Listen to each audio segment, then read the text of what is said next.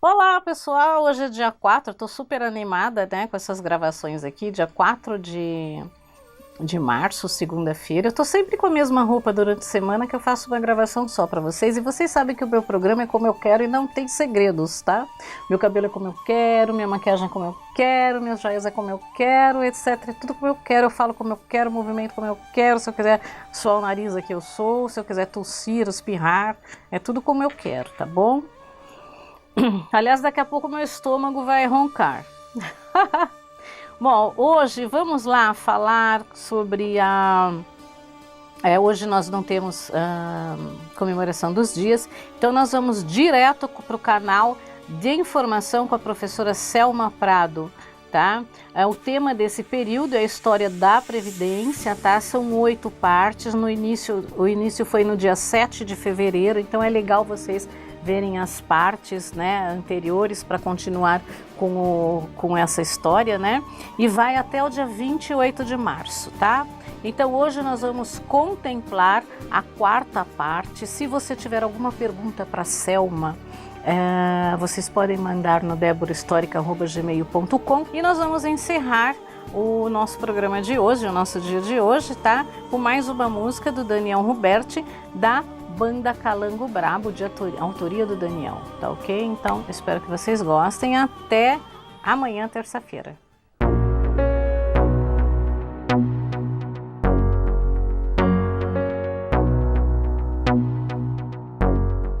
Bom, gente, eu vou falar uma coisa que muita gente vai ficar, né, de cabelo em pé. Eu estou saindo do governo Getúlio Vargas, que era considerado uma grande ditadura, mas que trouxe grandes benefícios para os trabalhadores no Brasil.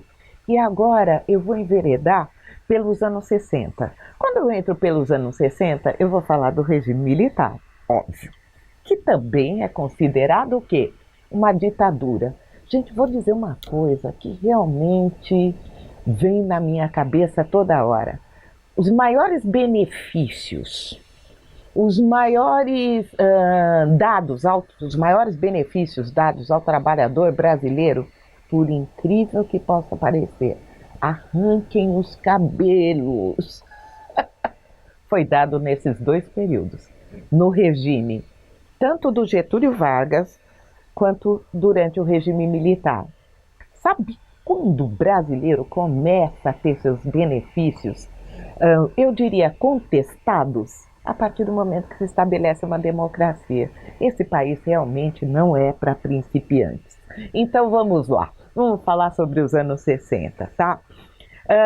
Continuando a história, eu tinha parado, né, que durante o regime do Getúlio Vargas, que tinha surgido inclusive o IAPS, né, Instituto de Aposentadorias e Pensões, né, surge, que havia inclusive a aposentadoria e as pensões, uma parcela dos recursos ele vinha do Estado. Expliquei para vocês também que o Estado até podia se dar o luxo de fazer isso, porque tinha tanto dinheiro acumulado, na medida que o cidadão o quê? Não sobrevivia, né, para gozar do seu benefício. Não sobrevivia nem ele, nem a mulher, nem o filho, nem ninguém. Só que agora nós vamos entrar numa outra situação. Estamos nos anos 60, a população brasileira está urbanizando rapidamente, o número de filhos por casal em área urbana diminui muito, mas nós estamos num período muito bom, né? Nós estamos no período do milagre econômico, ou seja, a economia está crescendo, então você pode vir para a cidade, que vai ter emprego para você, vai ter uma melhora no seu padrão de vida, vai ter acesso à saúde. Sim, e a saúde até 1946 ela não era uma grande preocupação dentro do sistema de assistência social, mas agora ele vai passar a ser. Selma, posso falar só uma coisinha? Aí o pessoal reclama do pessoal do militar que ficou no governo, né? Entendeu? Então foi esse pessoal que você acabou de falar, Getúlio Vargas, e o governo militar é que fez a maior parte dos benefícios para os trabalhadores, não é isso? Sim. Bom, a primeira coisa que eu sou muito pragmática, né? Eu acredito que um regime governamental, às vezes, ele tem uma característica quase que de um ser humano. Primeiro, porque o Estado é feito por homens. Acabou. Homens, sociedade, etc. e tal. O regime militar, eu vivi o regime militar de cabo a rabo, do começo até o fim. Eu nasci em 1958, então sei bem do que eu estou falando. E eu vou ser muito drástica com vocês. Era um regime bipolar. Porque se de um lado ele beneficiava o trabalhador, do outro lado também ele reprimia o trabalhador que se manifestava contra o regime. Ele reprimia o trabalhador, o estudante que se manifestasse contra. Então, resultado, nós temos um regime aí que eu não vou entrar no mérito da questão, não quero entrar no mérito da questão, entendeu? Mas que ele pode ser analisado sobre diversos ângulos, tá? Ele pode ser analisado sobre o ângulo inserido num contexto internacional, tem que ser, porque nós estamos num período da Guerra Fria, ele tem que ser analisado dentro de um contexto interno de urbanização, de fortalecimento de sindicatos, de maior reivindicação dos trabalhadores.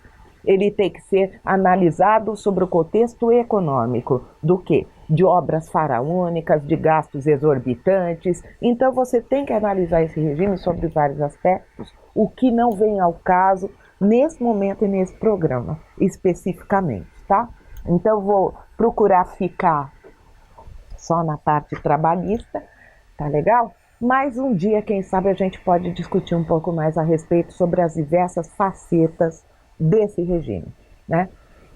De qualquer maneira, gente, a partir de 1960 foi criada a Lei Orgânica da Previdência Social, certo? Uniformizando os direitos estabelecidos entre os diversos institutos de previdência, porque o IAPF era Instituto de Aposentadoria e Previdência e congregava vários institutos. Então você tinha o Instituto do Químico, o Instituto dos Engenheiros, o Instituto que seria responsável, sei lá, pelos metalúrgicos, você tinha vários. Ele vai congregar todos, ele vai uniformizar os direitos entre esses diversos, o quê? Institutos. Essa mudança, ela vai dar origem o quê? Ela vai acontecer exatamente quando a Previdência Social ela já começa a se estabelecer como ela está estabelecida hoje, devido justamente à elevação do número de empregados, o quê? Urbanos. Quando eu falo vai uniformizar os benefícios, não é só uniformizar, é ampliar esses benefícios. Tanto que agora, além da aposentadoria, certo? Nós teremos novos benefícios sendo o quê? Inseridos na vida do trabalhador brasileiro. Que benefícios são esses? Vamos lá. Auxílio natalidade, auxílio funeral, tá certo? Todos os empregados urbanos passam a ter direito à aposentadoria e agora eu vou falar de um outro auxílio que erroneamente todo mundo acha que é recente, mas que data justamente da Lei Orgânica da Previdência Social. Sabe que auxílio é esse? É o auxílio reclusão. Tá, e o auxílio que você está falando da natalidade, você falou da natalidade, falou do funeral e tem o doença, né? Nessa época já tinha? Sem dúvida, já está inserida dentro do sistema previdenciário. Certo. Tá? Porque agora você vai poder aposentar, entendeu? Por problemas do quê? Por problemas de saúde. De saúde, ok. É que a maioria nem chegava nisso, viu, Débora? Certo. Porque, morria, ficava doente e morria. Não é só ficava doente e morria. A legislação trabalhista que foi feita durante o regime do Getúlio Vargas, ela beneficiava o trabalhador por meio de uma série de legislações, porém, ela ainda não regulava, não havia uma fiscalização pesada em cima de como as funções eram exercidas, por exemplo, no meio urbano. Se você pegar aqui os anos 60, que o bairro do Jardim América começa a levantar uma enorme quantidade de torres, eu sei bem porque eu morei aí nessa época, os andaimes eram de madeira. Você imagina um trabalhador no 10º andar de um prédio, do lado de fora, no andaime de madeira e sem cinto de segurança. Você não tinha todo um processo de segurança no trabalho. Então, muita gente morria exercendo a sua função, entendeu? A morte no trabalho era elevadíssima mesmo. Então, resultado, muita gente não chegava também a essa aposentadoria. Às vezes, o trabalhador, ele estava aqui, mas a família dele estava lá longe, no Nordeste, no sertão. A mulher nem ficava sabendo, né? Você não tinha internet, não tinha o que você tem hoje, não ficava nem sabendo que o marido tinha morrido aqui na cidade, entendeu? Então ela não podia pleitear uma pensão, por exemplo, e o dinheiro ia ficando, E é nessa época, então, que o governo vai poder fazer uma série, vai estender.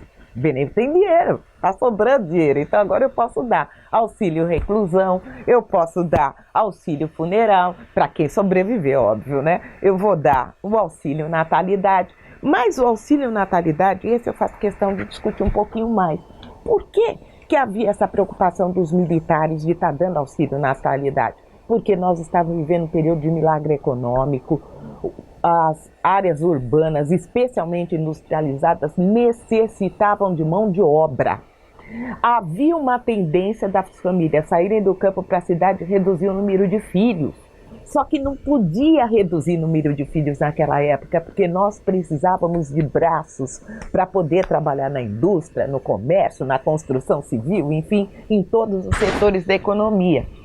Agora, quando você sai do campo para a cidade, quando você está no campo, você planta, você colhe e dá comida para o seu filho. Quando você chega na cidade, você tem que comprar, meu amigo.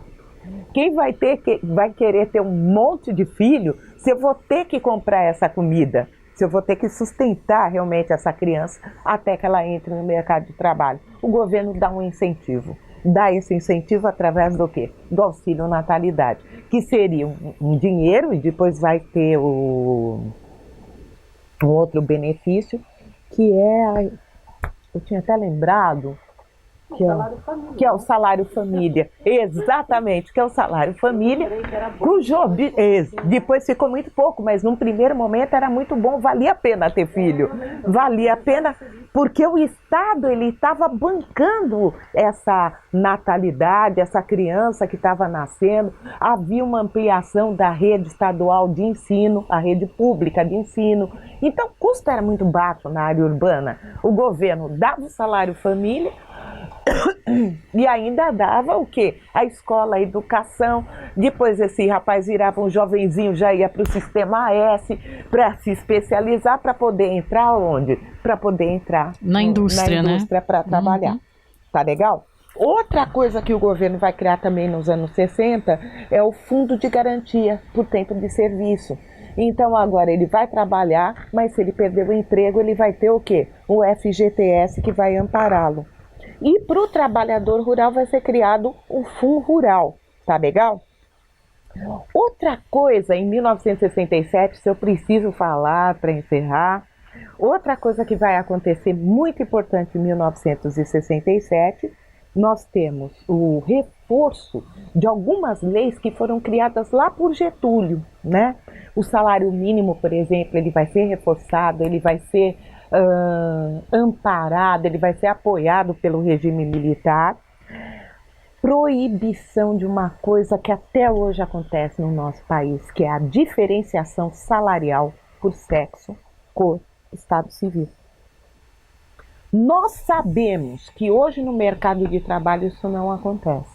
A mulher recebe menos do que o homem e se ela for negra, então, ela recebe 46% do salário de uma mulher branca na mesma função.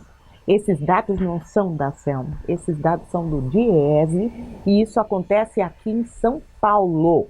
Agora, que existe uma lei proibindo isso, existe, gente.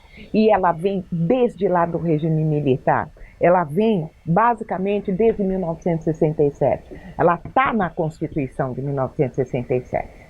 Tá? Um trabalhador não pode ser discriminado, nem por cor, nem por sexo, e muito menos pelo seu estado civil. E outra coisa, jornada de trabalho tem começo, meio e fim. E quem determinou isso? Isso foi determinado durante o período militar. Tá legal? Daqui a pouco, ou na próxima semana, eu vou voltar e vou falar desse finzinho e vou falar da chegada do Collor ao poder. E aí vocês vão ver que até agora o trabalhador só ganhou. Daqui para frente, ele vai começar a perder. Tchau.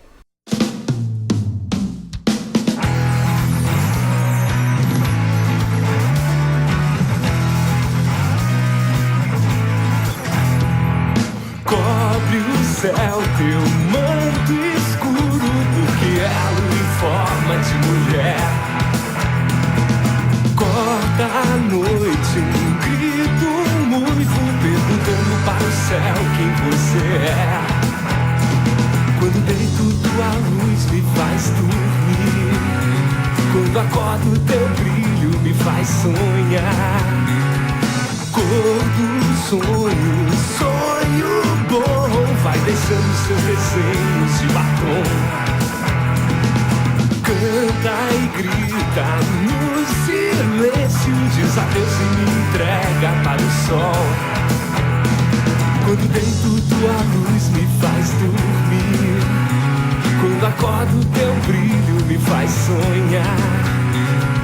Canta essa canção, no acaso desse dia, a poesia que eu vivo amanhã. Enquanto o coração disser pra onde ir, vou correndo contra o brilho da manhã.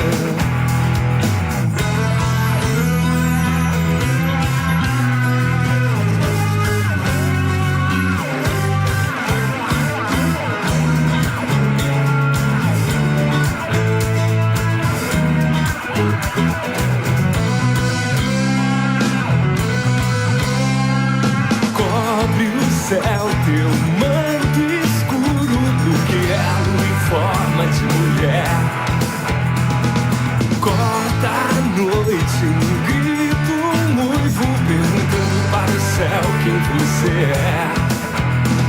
Quando deito tua luz me faz dormir, quando acordo teu brilho me faz sonhar.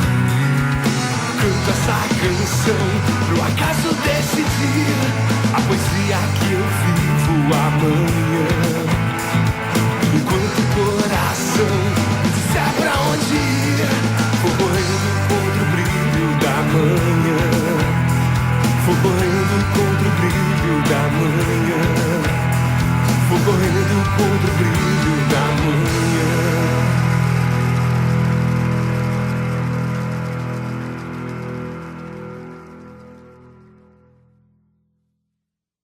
O programa Débora Histórica tem o apoio cultural de Estúdio Companhia Casa da Sogra, www.ciacasadasogra.com.br. Café Bistrô Tereza Russo, Rua Ibiapaba 144, Vila Sônia. MSTD, curso de Excel, níveis iniciante, intermediário e avançado. Para maiores informações, entre em contato no e-mail prof.michele.augusto77@gmail.com.